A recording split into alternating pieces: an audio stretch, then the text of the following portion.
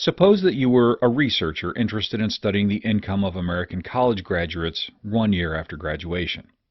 The population that you are interested in is American college graduates. You find out that each year there are over 1,750,000 people graduating from college. It's impossible for your research team to collect data from every member of your population, so you decide to collect data from a sample. You and your research team decide that you want to take a sample of 3,000 American college graduates. Assume you chose a random sample of 3,000 college grads.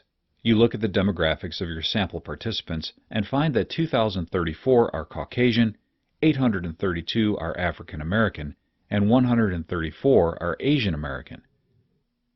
You start to wonder if there are any differences in income 1 year after graduation between the different racial subgroups.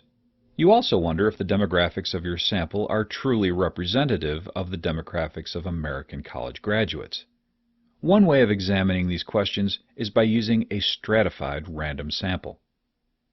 Suppose that instead of conducting a random sample, you look up the demographics of American college graduates and find that 51% of American college graduates are Caucasian, 22% are African American, 9% are Asian, 8% are Native American, 5% are Hispanic, 3% are Pacific Islander, and 2% are multiracial.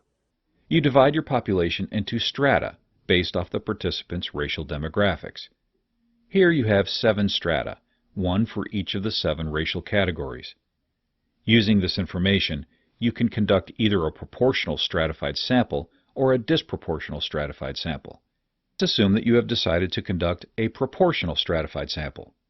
Your next step is to ensure that the proportion of the strata in the population is the same as the proportion in the sample.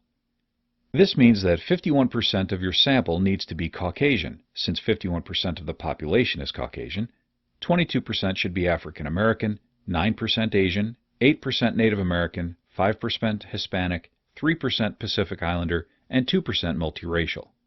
By calculating the proportions, you determine that the racial demographics of your 3,000 study participants should include 3,000 times 0.51 equals 1,530 Caucasians, 3,000 times 0.22 equals 660 African Americans, 3,000 times 0.09 equals 270 Asians, 3,000 times 0.08 equals 240 Native Americans, 3,000 times 0.05 equals 150 Hispanics, 3,000 times 0.03 equals 90 Pacific Islanders, 3,000 times 0.02 equals 60 multiracial. You can see that the demographics of the stratified random sample are very different than those of the random sample.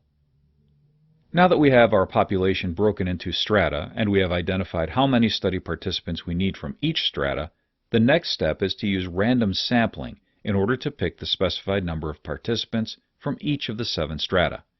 In other words, we randomly select 1,530 Caucasians from all of the Caucasians in the population.